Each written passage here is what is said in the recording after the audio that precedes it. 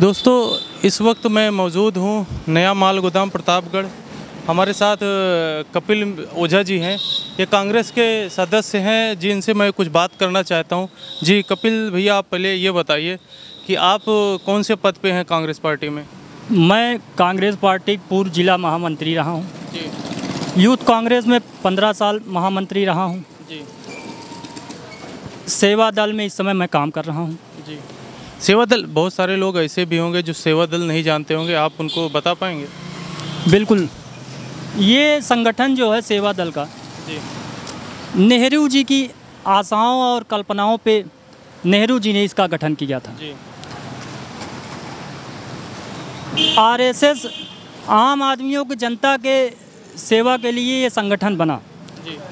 जब यानी आप कंपेयर का, एक मिनट थोड़ा सुनते रहिए। आरएसएस और सेवा दल एक ही समान है, दोनों एक ही यानी विचारधारा के हैं? आरएसएस एक एजेंडे पे काम करती है जी। और ये अन्य समाज के पीछे और अंतिम पंक्ति में बैठे जो व्यक्ति हैं। नहीं, मैंने बैठने और पहले और पीछे की बात नहीं कर रहा हूँ, मैं विचारधारा की बात कर रहा हूँ। विचारधारा हिंदू मुस्लिम सिख ईसाई आपस में है, भाई भाई। जी। संविधान को मानने वाले लोग, नेहरू जी के विचार पे चलने वाले लोग। जी। ये कांग्रेस पार्टी और सेवा दल काम करती है। जी। जी हाँ। इस वक्त उत्तर प्रदेश में चुनाव का बहुत ज़्यादा ही माहौल है, क्योंकि 6 महीने बाद चुनाव है। आप कांग्रेस पार्टी को कहाँ देखते हैं?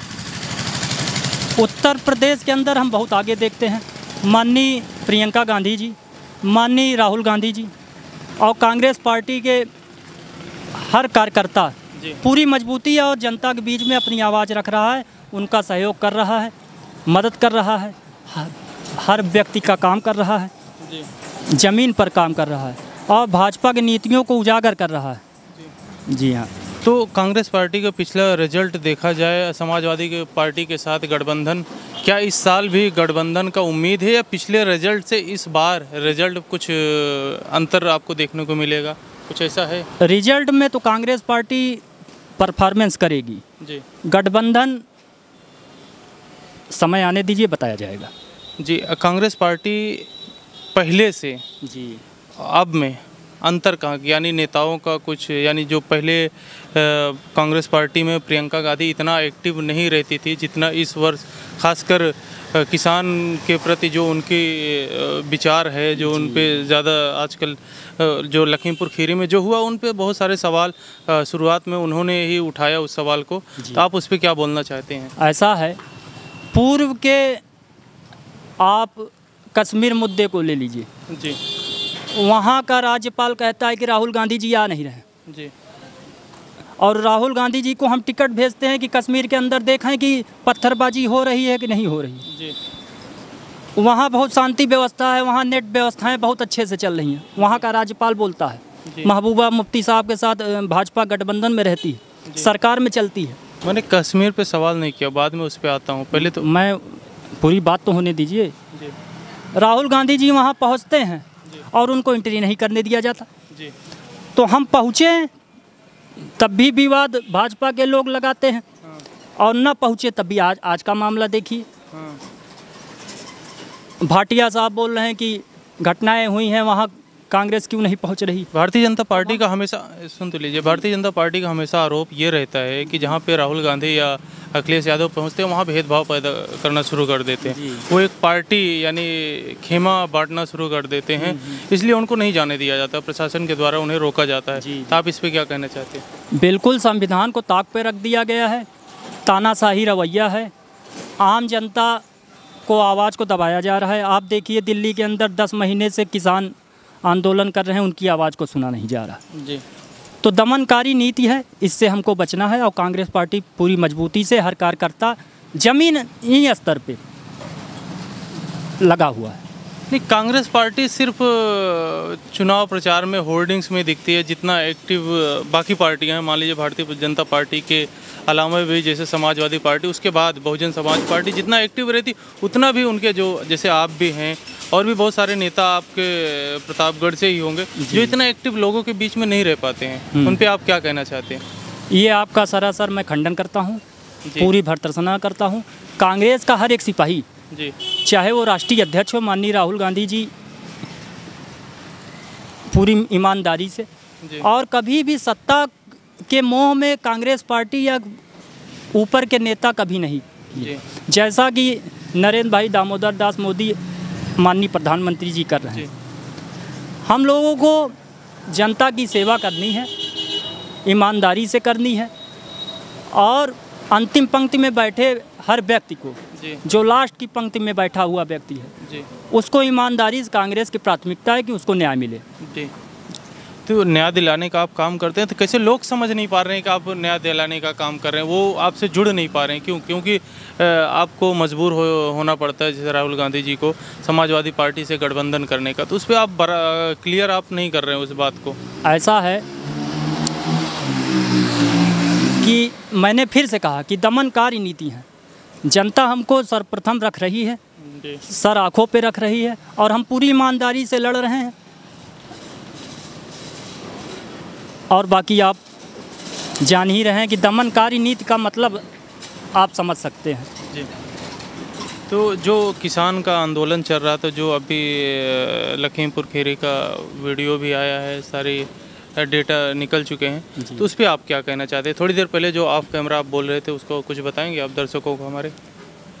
उस पे मंत्री अजय कुमार मिश्रा जी का जो बेटा है, जी टेनी साहब, अपने बयान पर खुद फंस गए हैं। जी उनका वीडियो अभी तक शेयर नहीं हो रहा था, जी और उनको जो है जांच में बैठाया गया, तो वो खुद स्वीकार किए और अपनी बातों पर फंस गए। जी। बाकी वो तो जब भी मीडिया उनके सामने जाती है तो कहते हैं जांच का विषय है, जी, इसको कह के टाल देते हैं। तो जांच में ही तो भाई साहब, आज अखबार देखिए, प्रिंट मीडिया और तमाम उसमें निकला हुआ है। तो उनका आरोप यह है कि किसान पथराव कर रहे थे, तो आप उस पर क्या कहना चाहते हैं, उस आरोप पे? पथराव का मतलब ये थोड़ी है कि अगर एक व्यक्ति कानून अपने हाथ में ले रहा तो आप भी लीजिए। कानून किस लिए है, संविधान किस लिए है? यानी आप मानते हैं कैसे यानी असामाजिक तत्व वो किसान मोर्चा में, आंदोलन में थे, जो पथराव करना शुरू कर देता, आप इसको मानते हैं? बिल्कुल बिल्कुल, जो है आवाज़ बहुत संवैधानिक तरीके से उठानी चाहिए। जी। यानी मैं क्या कह रहा हूँ, वहाँ पे ऐसा कुछ हुआ, पथरावबाजी या जो लठबाजी या इस तरीके से कुछ घटना हुई, आप उसको मानते हैं? इस विषय में भाई साहब, हम निर्मम हत्याएं हुई हैं बेटे द्वारा, उसका इस्तीफा हुआ, ये पूरा भारत स्वीकार किया, जी। और उसको जेल भी जाना चाहिए, कड़ी से कड़ी सख्त सज़ा मिलनी चाहिए। किसानों की आवाज़ को दबाना नहीं चाहिए। किसान रीढ़ की हड्डी हैं, जी। और किसानों को मजबूत होना चाहिए। भारतीय जनता पार्टी ये कहती है किसान तो खेत में है, ये तो राजनीति कर रहे हैं। बिल्कुल, किसान आज आप देखिए बिल्कुल खेत में है। वो यही तो कहा जा रहा है कि इनके कथनी और करनी में अंतर है। जी किसान आज आप देखिए, पूर्व में जो सही किसान है, जी, आज तो भारतीय जनता पार्टी धार्मिक एजेंडे पे ले लीजिए, सर्टिफिकेट बांट रही है जी, कि आप हिंदू हैं, आप भारतीय हैं। किसान का सर्टिफिकेट बांट रही है कि ये सही किसान नहीं है। जी, उनको क्या अधिकार है कि किसको किसान बनाना है, किसको नहीं बनाना है? जी।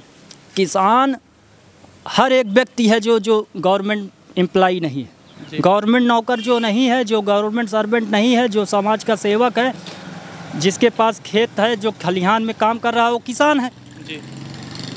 तो आंदोलन कर सकता है कि नहीं कर बिल्कुल कर सकता है, आज़ादी है।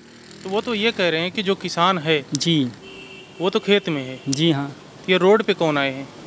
ये यानी ये सरासर झूठी बातें हैं। किसान भी हैं उसमें, और पूरी तरीके से किसान है। जो खेत में 24 घंटा काम करने वाले हैं, वो अपना काम खेत छोड़ के दिल्ली के अंदर बैठे हैं। कहीं ना कहीं उनकी बहुत बड़ी मजबूरी है जी। और इसको सरकार के कान में जूं तक नहीं रंग रही है। इसकी पूरी भर्त्सना करता हूं। और कुछ बोलना चाहेंगे आप किसान को लेकर के, या कुछ राजनीतिक बातें? बिल्कुल, किसान बहुत परेशान है जी। मैं अपनी बात जनता तक पहुंचाना चाहता हूं जी।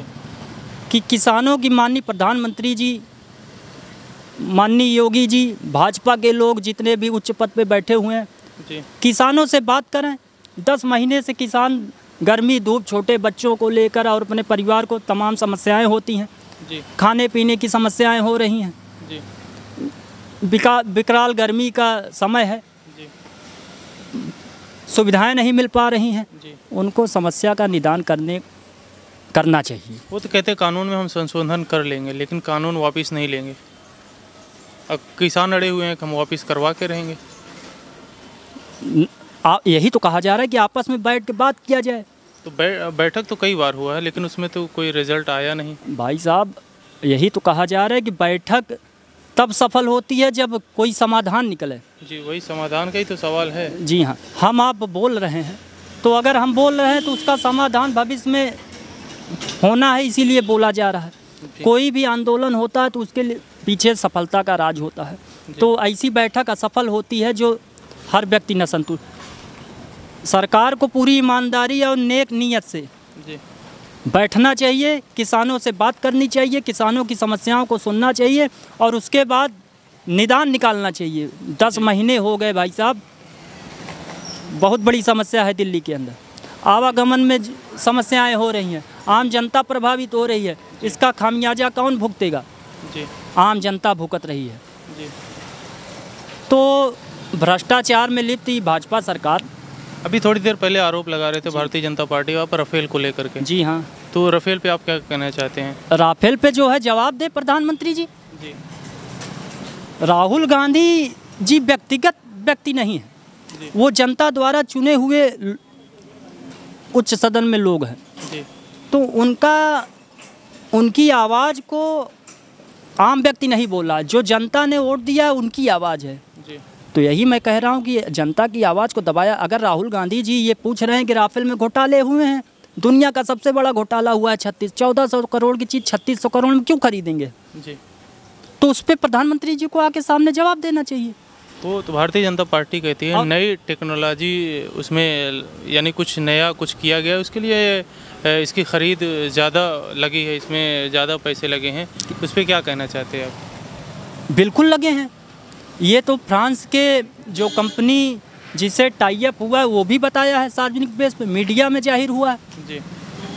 1400 करोड़ की चीज़ 3600 करोड़ में खरीदी जा रही है, तो कहीं ना कहीं तो घालमेल आपको समझना चाहिए और जनता भी इसको समझ रही है।